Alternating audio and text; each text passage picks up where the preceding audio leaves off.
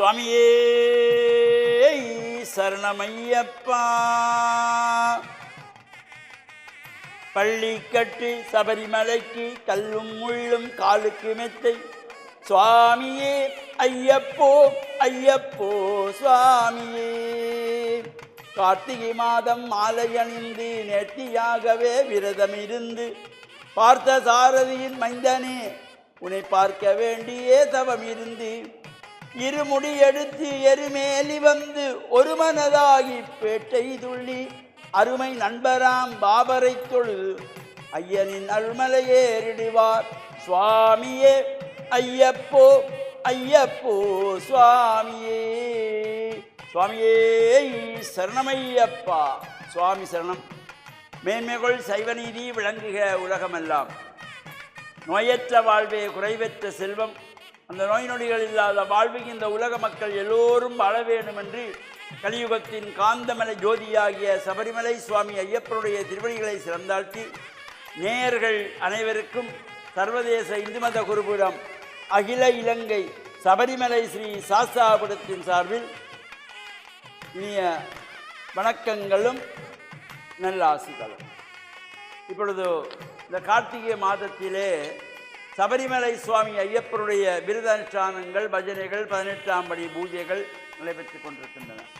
அந்த வகையிலே அகில இலங்கை சபரிமலை ஸ்ரீ சாஸ்தாபுரத்திலே கடந்த 43 ஆண்டுகள் தொடர்ச்சியாக இந்த ஐயப்பனுடைய விரதத்திலே மகரஜோதி பெருவிழா என்கின்ற பதத்தை அறிமுகப்படுத்தி இந்த மகரஜோதி பெருவிழா என்ற நாமத்தை சூட்டி இந்த விரதத்தை கடைப்பிடித்து வருகின்ற தனித்துவமான சிறப்பு சாஸ்தாபுரத்துக்கு உண்டு.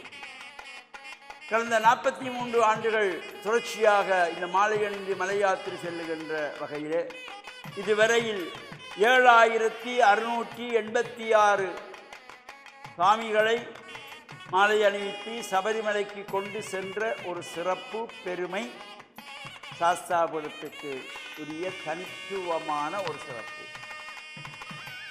இன்று இலங்கை திருநாட்டிலும் பல பாகங்களில் குருசுவாமியாக இருக்கின்றவர்களெல்லாம் சாஸ்தாபுரத்திலே மாலை அணிந்த குருசுவாமிகள்லாம் பல இடங்களிலும் இருக்கின்றார்கள்.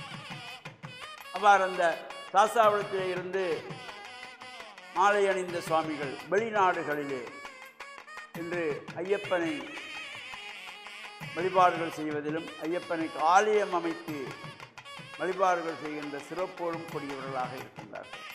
இவ்வாறு இந்த ஐயப்பன் பூஜை வழிபாடுகள் உலகளாவிய ரீதியிலே ஐயப்பனுடைய பூஜைகளை எல்லாம் அறிமுகம் செய்து ஆங்காங்கு சென்று மலையாள பூஜைகள் 18ஆம் படி பூஜைகள் பஜனைகள் இந்த வழிபாடுகளை எல்லாம் ஆரம்பிக்கக்கூடிய ஒரு பாக்கியத்தை இறைவன் கொடுத்திருந்தான். உலகளாவிய 25 ஆண்டுகளாக இந்த பூஜை வழிபாடுகள் நடைபெற்று வருகின்ற சிறப்போர் கூடியதாக அமைந்திருப்பது. இலங்கை திருநாட்டிலே சபரிமலை சாஸ்தாபுரம் 43 ஆண்டுகளை கடந்து 44வது ஆண்டிலே காலடி எடுத்து வைக்கின்றது. இவ்வாறான இந்த பூஜை வழிபாடுகள் சிறப்பாக கொழும்பு 13 விவேகானந்தா மேட்டில் அமைந்துள்ள கமலா மோடி மண்டபத்தில் சிறப்பாக நடைபெற்றுக் கொண்டிருக்கின்றது. சனிக்கிழமைகளிலே விசேஷமான சங்காபிஷேகம் மலையாள பூஜை அன்னதான பூஜைகள் வழிபாடுகள் நடைபெறுகின்றன. இவ்வாறு பூஜை வழிபாடுகளிலே பஜனைகளிலே நாமும் கலந்து இறையருளையெல்லாம் பூர்ணமாக பெறுவதோடு சுவாமி ஐயப்பனுடைய திருவருளினாலே இவ்வாறு ஐயப்பனுடைய விரத முத்திரமாலை அணிந்து மலை யாத்திரை செல்ல காத்திருக்கின்ற கோடான கோடி பக்தர்களுக்கும் சபரிமலை வாசன் காந்தமலை யோதியாகிய சுவாமி ஐயப்பனுடைய திருவிழெல்லாம் பூர்ணமாக நிறைய வேண்டும் என்று பிரார்த்தித்து சர்வதேச இந்து மத குருபீடத்தின் சார்பில் நேயர்கள் அனைவருக்கும் நல்ல ஆசிகளை கூறிக்கொள்வதில் மன மகிழ்வு கொள்கிறோம். சர்வே ஜனாஹாம் சுகினோம் பவந்து சமஸ்த சன் மங்களானி சந்தி சுகம்.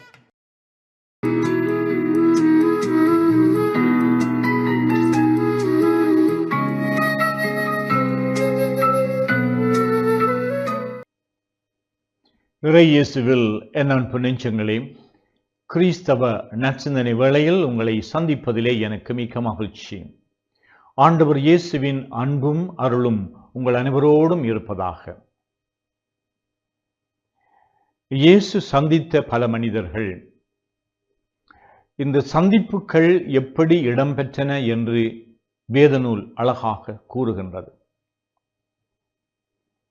இயேசு நோயாளர்களை, ஏழையர்களை, விதவைகளை, கைம்பெண்களை அல்லது சமூகத்திலே தள்ளி வைக்கப்பட்டவர்களை எல்லாம், இழப்புக்களை சந்தித்தவர்கள், பாவிகள் என்று சொல்லப்படுகின்றவர்களை எல்லாம் சந்திப்பதனாலே அவர்களுடைய வாழ்வு மலர்ந்தது என்று நற்செய்தி சான்று பகர்கின்றது.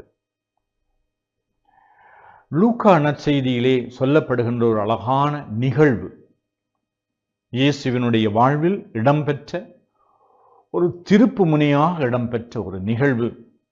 சக்கேயு என்கின்ற ஒரு மனிதனை இயேசு சந்தித்தார். அல்லது சக்கேயு என்று சொல்லப்படுகின்ற ஒரு சமூகத்திலே பாவி என்று சொல்லப்படுகின்ற ஒருவர் இயேசுவை சந்தித்தார். இந்த சக்கேயு ஒரு வெறுமனே நோய் நொடியினாலே, துன்பத்தினாலே, இழப்புகளாலே வருந்திய ஒரு மனிதன் அல்ல. அவன் ஒரு பணக்காரன். அவன் வரி தண்டுவோராக இருந்ததினாலே ஏராளமான சொத்துகளுக்கு உரிமையுள்ள ஒரு பணக்காரன். பணம் இருந்தால் பிணமும் பேசும் என்று சொல்லுவார்கள். பணம் இருந்தால் நாங்கள் எதையும் சாதிக்கலாம் என்று சொல்லி ஓடி நாங்கள் உழைக்கின்றோம். உள்ளவர்கள் இன்னும் இன்னும் உழைக்க வேண்டும் என்று பேராசை கொண்டவர்களாக இருக்கின்றோம். இந்த பணம் எங்களுடைய வாழ்க்கையிலே நிம்மதியை தரும் என்று நாங்கள் நினைக்கின்றோம், நம்புகின்றோம்.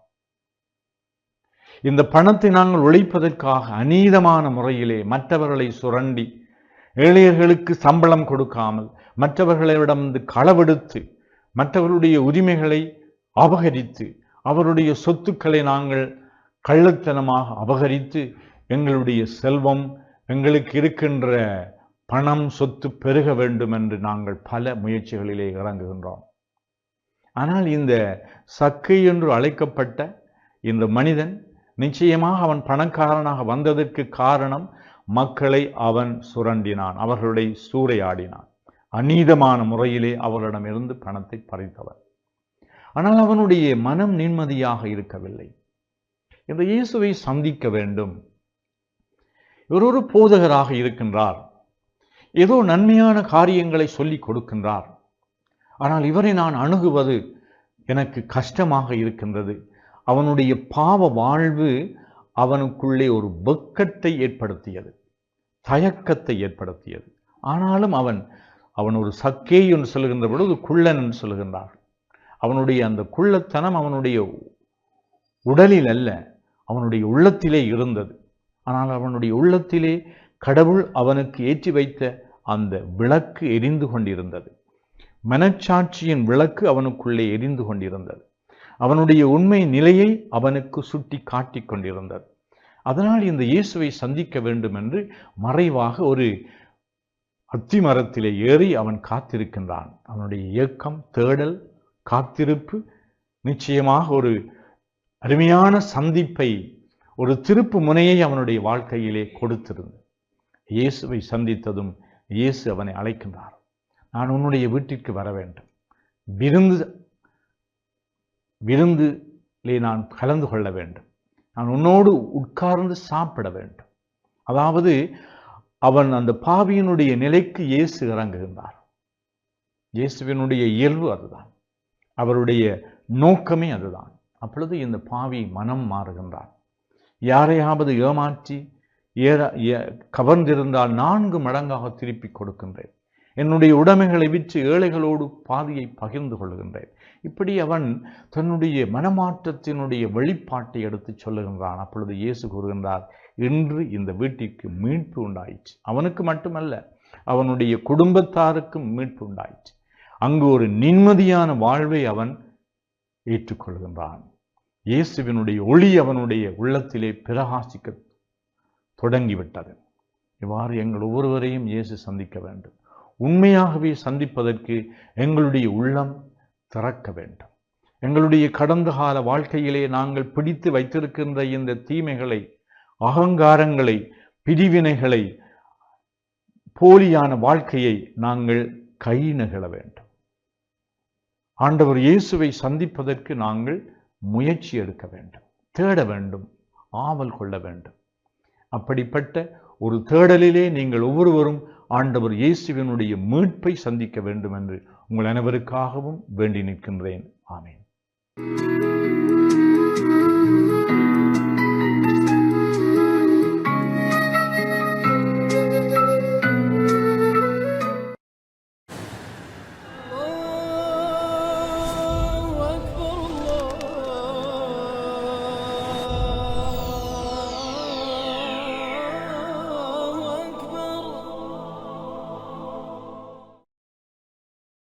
அஸ்ஸலாமு அலைக்கும் வரஹ்மத்துல்லாஹி வபரகாத்துஹு. நஹ்மதுஹு வ நுஸல்லி அலா ரசூலிஹில் கரீம். அம்மா பஅத். அன்பின்கினிய சகோதர சகோதரிகளே, நாம் உலகத்திலே வாழக்கூடிய நமது குறுகிய கால வாழ்க்கையில் நாம் நமக்காக மாத்திரம் வாழாமல் மற்றவர்களுக்கும் பயனளிக்கக்கூடியவர்களாக வாழ வேண்டும். நபிகள் நாயகம் ஸல்லல்லாஹு அலைஹி வஸல்லம் கூறுகிறார்கள், மனிதர்களில் சிறந்தவர் மக்களுக்கு பயனளிக்கக்கூடியவர் என்று கூறுகிறார்கள். ஆம், அதில் பல ஆயிரம் அர்த்தங்கள் இல்லாமல் இல்லை. யார் ஒருவர் மற்றவர்களுடைய துன்பத்திலும் கஷ்டத்திலும் பங்கெடுக்கிறாரோ அவர் உலகத்தை விட்டு மரணித்தாலும் அந்த உன்னதமான ஜன்னத் என்கின்ற சொர்க்கத்தை அடைந்து கொள்வதற்கு அது ஒரு வாய்ப்பாக அமைகிறது. ஒரு நாள் பொழுது நபி அவர்கள் தன்னுடைய தோழர்களோடு மரணத் தருவாயில் இருக்கின்ற ஒரு மனிதனுடைய வீட்டுக்கு மதீனாவிலே செல்லுகிறார்கள். அந்த மனிதரோ மரணத் தருவாயிலே இருக்கிறார். மரணத் தருவாயிலிருந்து அந்த மனிதர் கூறுகிறார், அது புதியதாக இருந்திருக்கக்கூடாதா என்று கூறி சற்று நேரத்திலே அவர் மரணித்து விடுகிறார்.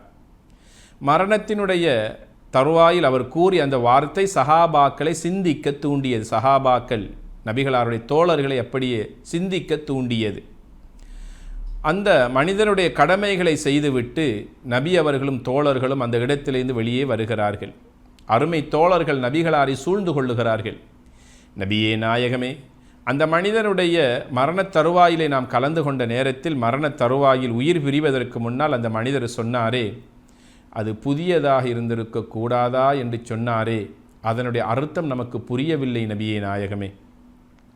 அதற்கு நபிகள் நாயகம் ஸல்லல்லாஹு அலைஹி வஸல்லம் சொன்னார்கள், இந்த மனிதர் ஒரு நாள் வீட்டில் இருக்கிற நேரத்தில் ஒரு மனிதர் வீட்டுக்கு தேடி வந்து தனக்கு மாற்று ஆடைகள் இல்லாமல் இருப்பதாகவும் எனக்கு உடுத்துவதற்கு என்னுடைய மானத்தை மறைப்பதற்கு ஆடைகள் தாருங்கள் என்று ஆடை அணிவிக்குமாறு கேட்ட நேரத்தில் இந்த தோழரிடத்திலோ பழைய கிழிந்த கந்தலான பல தையல்கள் போடப்பட்ட ஆடை மாத்திரமே இருந்தது. அதை அவர் அவருக்காக கொடுத்தார். அந்த ஆடையை கொடுத்து அவருடைய மானத்தை மறைத்ததற்காக இறைவன் இவருக்கு சுவர்க்கத்தின் காட்சியை மரணத் தருவாயிலே காண்பித்தான்.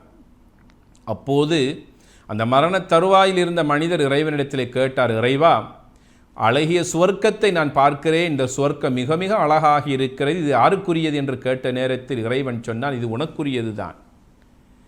இந்த மனிதன் கேட்கிறான், இந்த சுவர்க்கத்தை அடைந்து கொள்வதற்கு அப்படி ஒரு நன்மையான காரியங்களை நான் செய்யவில்லையே.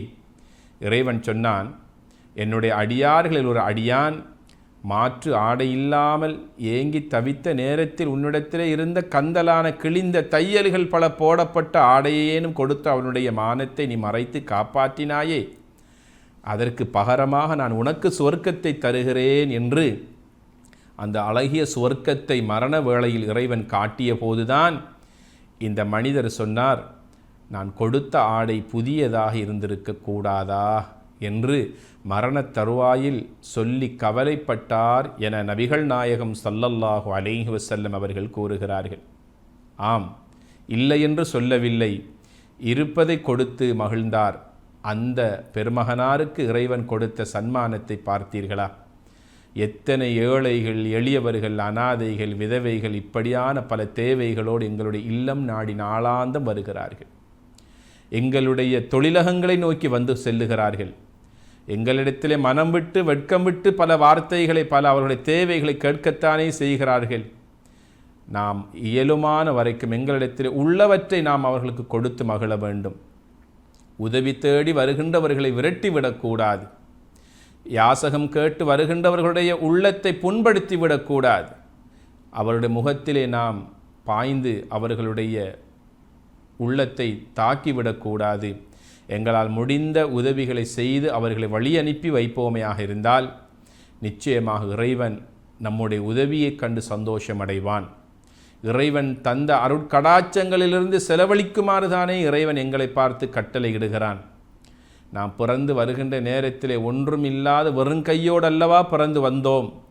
இவ்வளவு அருட்கொடைகளோடு இறைவன் எம்மை வாழ வைத்திருக்கிறானே, அந்த இறைவனுக்காக நாம் இதனை கொடுத்து மகிழ முடியாதா? இறைவனுடைய அடியார்களுடைய துன்பங்களையும் கஷ்டங்களையும் போக்குவதற்காக இப்படியான நற்கிரிகைகளில் நாம் ஈடுபட்டு இறைவனுடைய நன்மதிப்பை பெற்றுக்கொள்ளக்கூடாதா? இதுவல்லவா இறைவனுடைய பாதையிலே நாம் செலவழிக்கக்கூடிய இறைவனுடைய திருப்திக்காக நாம் கொடுத்து மகிழக்கூடிய சந்தோஷமாக இருக்கிறது. கொடுத்த இறைவன் எடுத்தும் சோதிப்பதற்கு சக்தியுடையவன் என்பதை நாம் மறந்துவிடக்கூடாது. இறைவன் கொடுத்தும் சோதிப்பான், எடுத்தும் சோதிப்பான்.